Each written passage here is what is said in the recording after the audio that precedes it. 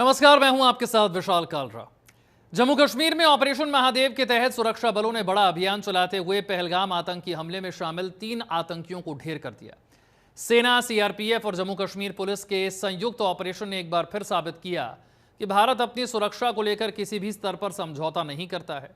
छत्तीसगढ़ के मुख्यमंत्री विष्णुदेव साय ने ऑपरेशन की सराहना करते हुए कहा कि यह सिर्फ एक सैन्य कार्रवाई नहीं बल्कि आतंक के खिलाफ भारत की स्पष्ट और निर्णायक प्रतिक्रिया है।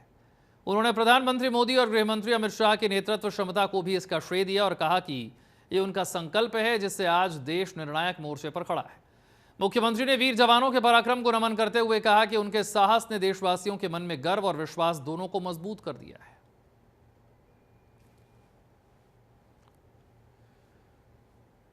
छत्तीसगढ़ के दुर्ग में नन और धर्मांतरण के मामले को लेकर सियासी पारा चढ़ गया है। कुछ दिन पहले दुर्ग रेलवे स्टेशन पर बजरंग दल के कार्यकर्ताओं ने 2 ननों पर 3 आदिवासी लड़कियों को धर्मांतरण के लिए ले जाने का आरोप लगाया। इसके बाद हंगामे के बीच जीआरपी थाने में शिकायत दर्ज हुई और दोनों ननों को गिरफ्तार कर कोर्ट में पेश किया गया, जहां से उन्हें जेल भेज दिया गया। अब इस मामले से ने राजनीतिक तूल पकड़ लिया है। कांग्रेस महासचिव केसी वेणुगोपाल ने मुख्यमंत्री विष्णुदेव साय को चिट्ठी लिखकर बजरंग दल पर आरोप लगाए हैं कि वो जबरदस्ती ननों को परेशान कर रहे हैं। इस क्रम में केरल से 5 सांसदों की एक टीम दुर्ग सेंट्रल जेल पहुंची, जिन्हें पहले जेल के बाहर रोका गया, लेकिन बाद में परमिशन दिखाने पर मिलने की इजाजत दी गई। स्थानीय कांग्रेस नेता और पूर्व मुख्यमंत्री भूपेश बघेल भी जेल पहुंचे और केरल के सांसदों से मुलाकात की। मामला अब राष्ट्रीय स्तर पर गर्म हो चुका है और राजनीतिक मोर्चेबंदी तेज हो गई है कि हमारे सांसद जो आए हैं लोकसभा छोड़ के और उनको मिलने नहीं दिया जा रहा है, जबकि समय दिया हुआ था, पहले से समय लिए थे, उसके बाद भी नहीं मिलने दे रहे हैं। ये तो गलत बात है। और इसलिए क्योंकि हमारे अपने जिले का मामला है, इसलिए मैं खुद आया। यदि नहीं मिलने देते तो हम वहीं गेट पे धरना देके बैठते। धर्मांतरण का कानून नहीं बनाया विधानसभा में, आप लोगों ने ह्यूमन असॉल्ट किया करके, तो आपका क्या कहना है? आप देखिए, मेरा कल भी बयान आ गया, कल भी मैंने एनआई पीटीआई सबको बयान दिया। भारतीय जनता पार्टी का ये बहुत ही प्रिय रणनीति है कि अल्पसंख्यकों को टारगेट करो ताकि बहुसंख्यक वोट को केंद्रीकरण किया जा सके। ठीक है, वो चाहे वो क्रिश्चियन हो, चाहे मुस्लिम हो, चाहे वो सिख हो, कोई भी अल्पसंख्यक हो, बौद्ध हो। रायपुर में केरल बीजेपी महासचिव अनूप एंटनी ने मुख्यमंत्री विष्णुदेव साय से मुलाकात की। इस दौरान गृहमंत्री विजय शर्मा भी मौजूद रहे। बताया जा रहा है कि हाल ही में दुर्ग से गिरफ्तार की गई 2 ननों के मामले को लेकर यह अहम चर्चा हुई। नन विवाद के चलते राज्य में सियासी गर्मी बढ़ गई है और अब इस पर भाजपा के अंदर भी गंभीर मंथन शुरू हो गया है।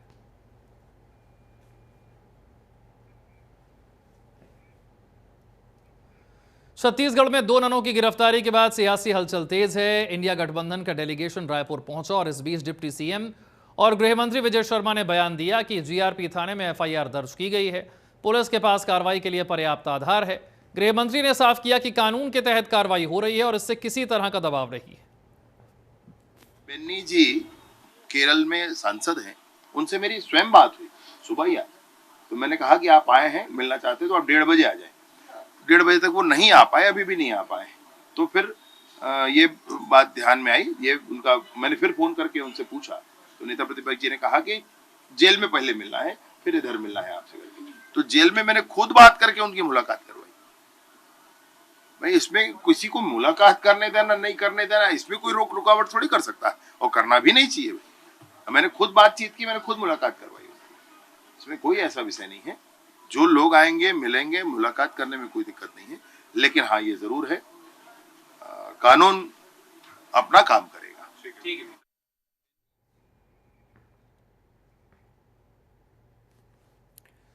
तो रायपुर में नन गिरफ्तारी के मामले पर सियासी हलचल अब तेज हो गई है।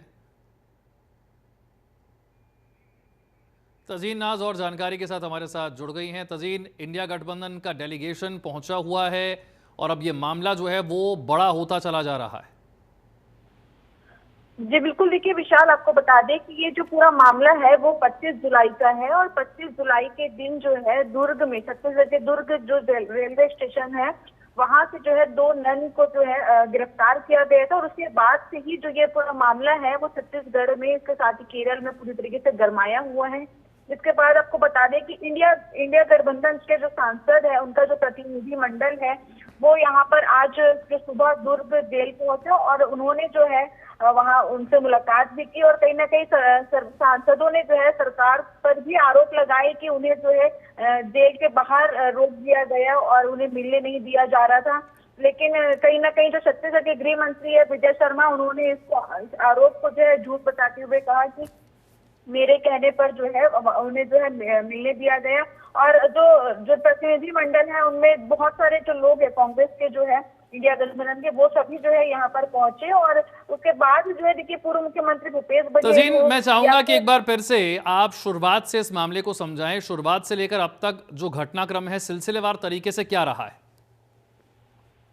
जी बिल्कुल, देखिए विशाल, देखिए जो 25 जुलाई को जो छत्तीसगढ़ के दुर्ग रेलवे स्टेशन पे मानव तस्करी के आरोप में देखिए ये 2 केरल की जो कैथोलिक नन होती है उन्हें गिरफ्तार किया गया था और उसके बाद से ही जो केरल के जो सीएम है उन्होंने पीएम से भी बात करी और उसके बाद केरल के जो महामंत्री है वो भी यहाँ पर छत्तीसगढ़ पहुंचे और उन्होंने आज मुख्यमंत्री विष्णुदेव साय से मुलाकात करी, गृह मंत्री विजय शर्मा से मुलाकात करी। इसके बाद जो इंडिया गठबंधन के जो प्रतिनिधि मंडल है वो भी यहाँ पर छत्तीसगढ़ पहुंचे और उसके बाद जो है उन्होंने जेल में जाकर उनसे मुलाकात की, उनसे बात की और कहीं ना कहीं सरकार से गुहार भी लगाई जा रही है कि उन्हें जो है उन पर ये जो आरोप लगाए गए हैं वो बेबुनियाद है। ऐसे में यहाँ के जो मुख्यमंत्री विष्णुदेव साय हैं उन्होंने भी जांच के आदेश दिए हुए हैं और सभी ने जो है उनसे मुलाकात की और कहीं ना कहीं जिस तरीके से विशाल देखा जा रहा है कि यहाँ पर धर्मांतरण का जो मुद्दा है वो काफी यहाँ पर उठा हुआ है और उसको लेकर नए कानून जो है वो भी बनाए जा रहे हैं। तो कहीं ना कहीं केंद्र सरकार जो है वो अल्पसंख्यक को टारगेट कर रही है, ऐसा भी जो सांसद है उन्होंने आरोप लगाया है। लेकिन अगर हम सत्ता पक्ष सरकार की बात करें तो उनका कहना है कि अगर कोई आरोप लगाए गए हैं तो उसकी पहले जांच की जाएगी और उसके बाद जो है अगर वो निर्दोष पाए जाते हैं तो उन्हें छोड़ दिया जाएगा। तो इस सिलसिले में जो इंडिया गठबंधन के जो सांसद है या फिर केरल से जो प्रतिनिधि मंडल है, वहाँ की जो मीडिया है वो यहाँ छत्तीसगढ़ पहुंची हुई है, मुलाकात कर रही है, बात कर रही है और जो महिला जो नन जो अभी जेल में बंद है उनसे जो है उनको छुड़वाने के लिए, उनको वापस ले जाने के लिए जो है या फिर उन पर जो आरोप लगे हैं उसको जो है बेबुनियाद साबित करने के लिए लगे हुए हैं। हालांकि अभी यहाँ पर जो डेलीगेशन रायपुर आए हुए हैं उन्हें जो है और समय जो है वो दिया गया है कि वो कल भी आकर जो है उनसे मुलाकात कर सकते हैं। फिलहाल यहाँ के अगर भूपेश बघेल की बात करें जो कि पूर्व मुख्यमंत्री है, उन्होंने भी ये कहा है कि बीजेपी की जो रणनीति है वो अल्पसंख्यकों को टारगेट करने की है। तो कहीं ना कहीं विशाल पूरी तरीके से ये जो मामला है वो काफी पेचीदा होता जा रहा है क्योंकि इस पर विपक्ष जो है वो लगातार हावी हो रहा है। इंडिया गठबंधन के जो प्रतिनिधि है वो इस पे हावी होते हुए नजर आ रहे हैं, केरल से भी प्रेशर पड़ रहा है। लेकिन इस यहाँ के जो गृह मंत्री विजय शर्मा है उन्होंने आज मुख्यमंत्री विष्णुदेव साय के साथ जो है बातचीत की है और इस पर क्या कुछ जांच है वो इस पर अभी देखने वाली बात होगी कि आगे क्या कुछ निर्देश जो है वो दिए जाते हैं। शुक्रिया इस जानकारी के लिए तज़ीन। रायपुर में 2 ननों की गिरफ्तारी के बाद अब मामला संसद तक पहुंच गया है। केरल से सांसद एन.के. प्रेमचंद्रन ने प्रेस कॉन्फ्रेंस कर इस मुद्दे पर कांग्रेस का पक्ष रखा है। उन्होंने बताया कि एआईसीसी के एक फैक्ट फाइंडिंग कमेटी का गठन किया गया है जो कि पूरे घटनाक्रम की रिपोर्ट तैयार करेगी। प्रेमचंद्रन ने कहा है कि जिन महिलाओं को गिरफ्तार किया गया है वो 21, 23 और 25 साल की हैं और काम के लिए ले जाई जा रही थी, लेकिन बजरंग दल ने उन पर मानव तस्करी और धर्मांतरण जैसे बेसलेस आरोप लगा दिए। उन्होंने इसे अल्पसंख्यकों पर हमला बताते हुए कहा कि छत्तीसगढ़, उड़ीसा, मध्य प्रदेश, महाराष्ट्र और मणिपुर जैसे बीजेपी शासित राज्यों में इस तरह के मामले बढ़ रहे हैं। प्रेमचंद्रन ने आरोप लगाया कि अस्पताल और चैरिटी जैसे संवैधानिक अधिकारों को भी बाधित किया जा रहा है। 1 महीने पहले 2 पादरियों पर हमला हुआ था जो अब भी अस्पताल में भर्ती हैं। उन्होंने कहा कि सोमवार को लोकसभा में यह मामला उठाया जाएगा और फैक्ट फाइंडिंग रिपोर्ट के बाद गृह मंत्री और प्रधानमंत्री जाएगी। इसी राज्यों में बजरंग दल की एक्टिविस्ट ने संडे में चर्च में कुर्बाना है, उसी कुर्बान अच्छी तरह चलने की भी अवसर भी नहीं देता है। उन्होंने भी ऑब्स्ट्रक्ट किया है। 2 priests, Catholic priests were attacked just 1 month back and they were still in the hospital and police has registered a crime with a flimsy grounds with minor offenses। इसी साथ माइनॉरिटी, क्रिश्चियन माइनॉरिटीज की attack की बात में यह गंभीर विषय है। हमने इस विषय को पार्लियामेंट में देश की, राज्य की, राष्ट्र की श्रद्धा में लाने के लिए ये फैक्ट फाइंडिंग टीम, दिल्ली से एमपीज का टीम, IACC के लीडरशिप के साथ छत्तीसगढ़ में आया। हम अब जेल में जाएगा, सिस्टर्स को मिलना चाहिए, उसी के बाद चीफ मिनिस्टर को मिलने के लिए अपॉइंटमेंट के लिए चिट्ठी ने दिया और होम मिनिस्टर गृह मंत्री को मिलने की भी हमने चिट्ठी दिया। जगदलपुर के बस स्टैंड में वर्षों से खड़ी कबाड़ और लावारिस बसों को आखिरकार हटा दिया गया है। यातायात पुलिस की इस कार्रवाई से पार्किंग व्यवस्था बेहतर हुई है और ट्रैफिक मूवमेंट में सुचारू हुआ है। ये बसें न सिर्फ जगह घेर रही थी बल्कि गंदगी और असुरक्षा का माहौल भी बना रही थी। स्थानीय लोगों और यात्रियों ने लंबे समय से इसकी शिकायतें की थी। अब प्रशासन की इस कार्रवाई से सफाई और सुरक्षा दोनों में सुधार दिख रहा है। ये पहल शहर में ट्रैफिक व्यवस्था सुधारने की दिशा में अहम मानी जा रही है। छत्तीसगढ़ में तहसीलदारों और नायब तहसीलदारों की 3 दिनों की हड़ताल शुरू हो चुकी है। कनिष्ठ प्रशासन संघ के बैनर तले इस आंदोलन में अफसर शामिल हो रहे हैं। जगदलपुर के पुराने मंडी प्रांगण में बस्तर संभाग के तहसीलदार और नायब तहसीलदार धरना प्रदर्शन कर रहे हैं। संघ की 17 सूत्रीय मांगों में तहसीलों में स्टाफ की नियुक्ति, सरकारी वाहन, तकनीकी सुविधाएं, सुरक्षा, ग्रेड पे सुधार और नायब तहसीलदार को राजपत्रित पद का दर्जा देने जैसी प्रमुख मांगें शामिल हैं। अफसरों का कहना है कि शासन को कई बार ज्ञापन देकर इन समस्याओं से अवगत कराया गया, लेकिन अब तक ठोस पहल नहीं की गई है। 28 जुलाई को जिला स्तर पर विरोध हुआ, 29 जुलाई को संभाग स्तर पर प्रदर्शन चल रहा है और 30 जुलाई को राजधानी में प्रदेश स्तरीय विरोध होगा। यदि तब तक मांगे नहीं मानी गई तो अनिश्चितकालीन हड़ताल की। शासन ने फिलहाल मांगों पर पहल करने की बात कही है, लेकिन राजस्व अमला किसी भी हाल में पीछे हटने के मूड में नहीं है। हम लोग जो 3 दिन का जो हड़ताल है उसमें कुछ काम तो प्रभावित हुआ है किसानों का, उसके लिए हम लोग खेद व्यक्त करते हैं, लेकिन क्योंकि ये हड़ताल करना भी आवश्यक था, क्योंकि हमारी जो कई सारी मांग जो लंबित है उन पर शासन ताकि सकारात्मक रूप से विचार करे और सभी हमारे जो 17 सूत्री मांगे हैं उनका सकारात्मक रूप से पहल करके सभी मांगों का उनका समाधान करें। इसलिए क्या ये हमारा संभाग स्तरीय एक हड़ताल है। कल का हमारा जो हड़ताल है वो राज्य स्तर पर है। राज्य स्तर पे कल रायपुर में आप लोग सभी पूरे प्रदेश के सब लोग वहाँ बैठेंगे और वहाँ पे जो हमारी जो प्रदेश की कार्यकारिणी है जो फैसला जो निर्णय लेगी उसके आधार पे हम अपने अगले ये है हमारा मुख्य रूप से मांग संसाधनों का। आप जाकर देखेंगे तहसीलों में अभी तो जितने भी जो है हमारे काम है पूरे ऑनलाइन हो गए हैं और जो है ना जो हमारे कर्मचारी है पुराने हैं जिनको ऑनलाइन काम करना नहीं आता, अभी हमें जो है ऑपरेटर की आवश्यकता है जो एफिशिएंटली रूप से काम कर पाए। और दूसरा देखेंगे तो बहुत तहसीलों में जो है स्टाफ की कमी है। शासन ने तो बहुत सारे तहसीलों में घोषणा कर दी है, सेटअप भी स्वीकृत हो गए, लेकिन अभी तक पदस्थापना नहीं हुई है। और देखेंगे तो कंप्यूटर, प्रिंटर और ऐसे संसाधन हमारे पास नहीं है। मुख्य रूप से यही है। अगर ये हमारी पूरी हो जाता है, अब देखेंगे अभी लोक सेवा गारंटी में सभी कामों को जो है समय पे जो है काम सुभाष और जानकारी के साथ हमारे साथ जुड़ गए हैं। जगदलपुर में बस्तर संभाग के जो हम तस्वीरें देख रहे हैं 17 सूत्रीय मांगों को लेकर वो पहुंचे हैं, प्रशासन से नाराजगी जाहिर कर रहे हैं। क्या वजह है इसकी? जी विशाल, 18 तारीख को इन्होंने जो है कलेक्टर को एक सूचना या ज्ञापन दिया था जिसमें उन्होंने कहा था कि अगर हमारी मांगों को पूरा नहीं किया जाता है तो हम 3 दिवसीय धरने पर बैठेंगे। और अगर 3 दिवसीय धरना जो इनका 28 तारीख से शुरू हुआ है जिसका आज दूसरा दिन है, और अगर कल इनको पूरा नहीं किया जाता है तो इनका कहना है तहसीलदार और नायब तहसीलदारों का कि अनिश्चितकालीन हड़ताल पर चले जाएंगे। क्या क्या मांगे इनकी हैं जो 17 सूत्री मांगे रखी गई हैं?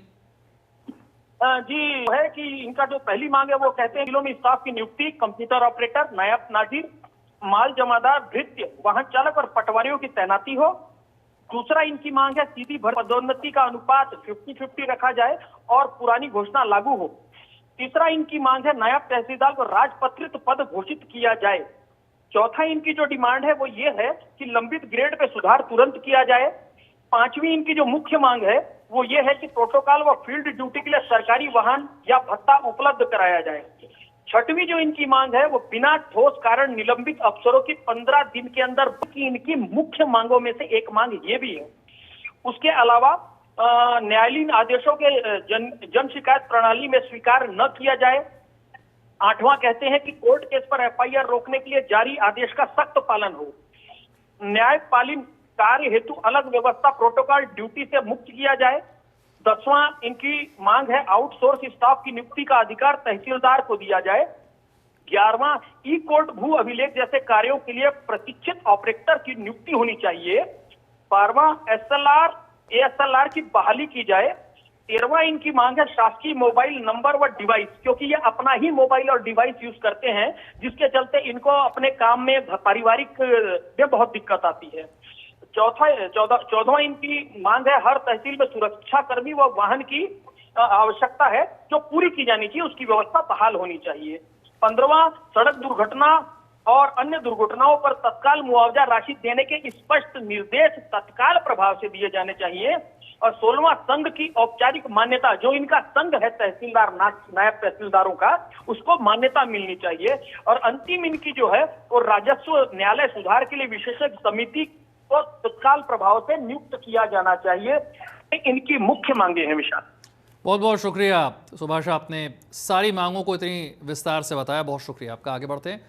बेमेतरा जिले की ग्राम पंचायत कोहंडिया में स्टील फैक्ट्री खोलने की खबर से ग्रामीणों में जबरदस्त आक्रोश है। नाराज होकर 22 गांवों के सैकड़ों किसान सरपंच और पंच कलेक्टर कार्यालय पहुंचे, विरोध जताया। ग्रामीणों का कहना है कि यह फैसला जन विरोधी है और उसकी जमीन, पर्यावरण और आजीविका पर सीधा हमला है। प्रशासन की कार्रवाई को लेकर गांवों में तनाव का माहौल है।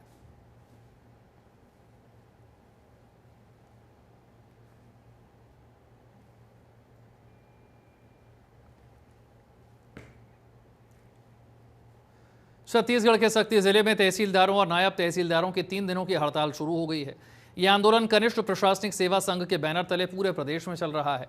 तहसीलदारों का कहना है कि वो बीते कई वर्षों से शासन के संसाधनों की भारी कमी, तकनीकी सुविधाएं, पर्याप्त स्टाफ, सुरक्षा व्यवस्था, शासकीय वाहन और प्रशासनिक सहयोग जैसी बुनियादी सुविधाओं की मांग कर रहे हैं। तहसीलदार मनमोहन प्रताप सिंह ने कहा है कि कई बार शासन को ज्ञापन दिया गया, लेकिन अब तक कोई ठोस कार्रवाई नहीं हुई है। काम का बोझ लगातार बढ़ रहा है, जिससे न केवल अफसर परेशान है बल्कि प्रशासनिक कामकाज भी बुरी तरह से प्रभावित है। 3 दिन की हड़ताल के बाद भी मांगे नहीं मानी गई तो आंदोलन और तेज हो जाएगा। छत्तीसगढ़ कनिष्ठ प्रशासनिक सेवा संघ की ओर से संसाधन नहीं तो काम नहीं को ध्येय को लेकर आज पूरे छत्तीसगढ़ राज्य में तहसीलदार संघ जो है हड़ताल पर बैठा हुआ है, जिसका 3 दिवसीय कार्यक्रम है, जिसमें प्रथम दिवस आज है, जिसमें सक्ती जिला के सारे तहसीलदार इस धरना स्थल पर बैठे हैं और तहसीलों में व्याप्त कमी, संसाधनों की कमी को लेकर आज हम लोग हड़ताल पर बैठे हैं। इस तहसील तो संचालित है और आज के परिप्रेक्ष्य में काम की भी मांग है, ऑनलाइन सारे काम हैं। छत्तीसगढ़। इस खबर के साथ इस बुलेटिन में इतना ही। नमस्कार।